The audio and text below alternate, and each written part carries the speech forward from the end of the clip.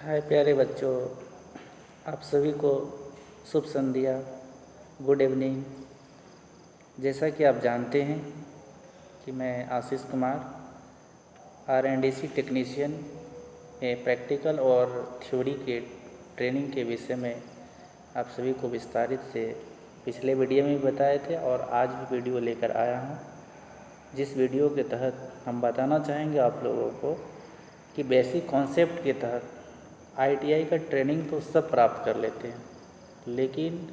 उस ITI में basic क्या होना चाहिए, ITI क्या है, इसके विषय में पूर्ण जानकारी किसी को नहीं हो पाता है। ट्रेनर सही होना चाहिए, बच्चे भी एक दिन ट्रेनर बन के साबित कर देते हैं। तो उसी विषय में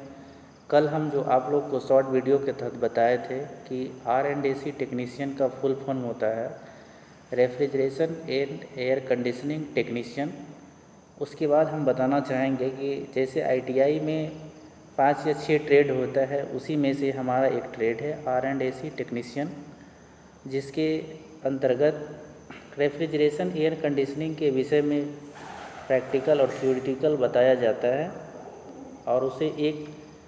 कुशल कारीगर के रूप में एक बच्चे को तैयार करने के लिए यहाँ पर ट्रेनिंग दिया जाता है। उसी के विषय में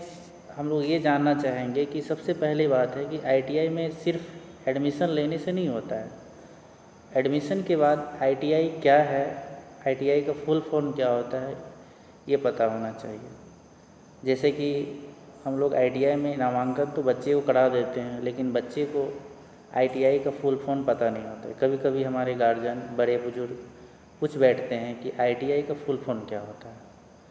तो उसी को लेकर आज हम बताना चाहेंगे आप लोगों को। ITI का फुल फॉर्म होता है इंडस्ट्रियल ट्रेनिंग इंस्टीट्यूट, जिसका हिंदी नाम है औद्योगिक प्रशिक्षण संस्थान, और इसके तहत हमारा एक ट्रेड जो है R&D टेक्नीशियन, जिसमें कि कल भी हम बताए थे refrigeration and air conditioning technician होता है। दूसरी बात, इस R&D टेक्नीशियन के अंतर्गत इनका क्या महत्व है हमारे दैनिक जीवन में, इनका प्रारंभ में क्या उपयोग था और अभी क्या उपयोग है, इसी विषय में बच्चे को एक कुशल कारीगर के रूप में ट्रेनिंग दिया जाता है, तैयार किया जाता है। क्योंकि रेफ्रिजरेशन एयर कंडीशनिंग के अंतर्गत किसी भी निश्चित एरिया के टेम्परेचर को हम अपने मनो अनुकूल कम या अधिक करके रख सकते हैं, जिससे कि उस एरिया के तापमान को कम करने पर हम किसी भी खाद्य या पेय पदार्थ, साथ ही साथ स्वयं की भी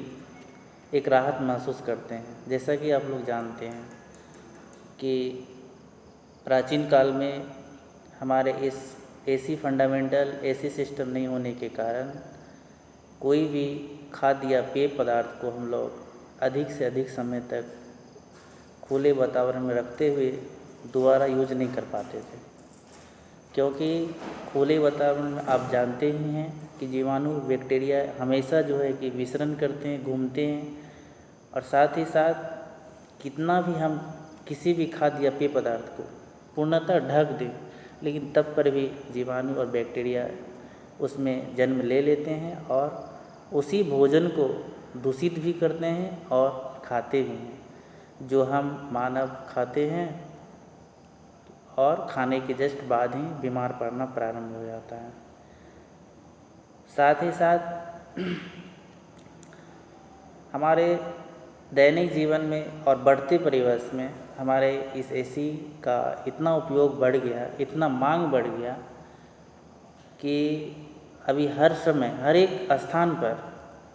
AC का मांग किया गया है। चाहे वह मेडिकल स्टोर हो या रेस्टोरेंट हो, होटल मैनेजमेंट हो,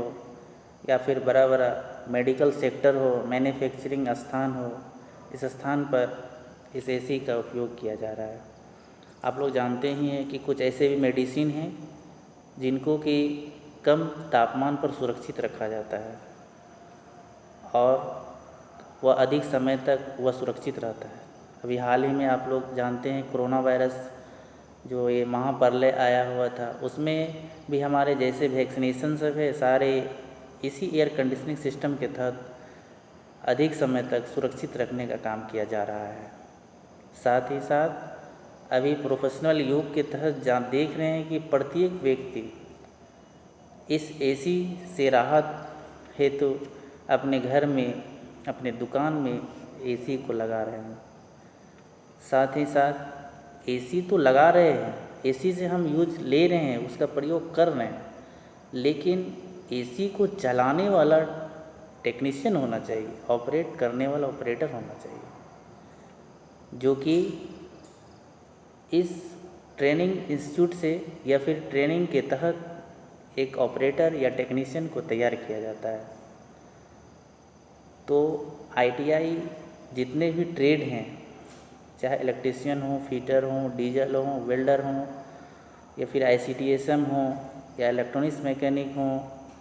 सबके अलग अलग काम हैं, लेकिन उसी में से हमारा एक आरएंडएसी टेक्नीशियन एक ऐसा ट्रेड है जो सभी पर प्रभावी है। लेकिन इस बढ़ते परिवेश को ध्यान में रखते हुए हमारे बच्चे जो ट्रेनिंग लेने आते हैं, वो सिर्फ ट्रेनिंग लेने से मतलब नहीं है, साथ ही साथ बेसिक कॉन्सेप्ट होना चाहिए, जो कि बच्चे ट्रेनिंग, कितना बच्चा का तो हम देखे हैं कि ट्रेनिंग प्राप्त कर लिए, लेकिन उसे बेसिक कॉन्सेप्ट के तहत आईटीआई का फुल फॉर्म पता नहीं है,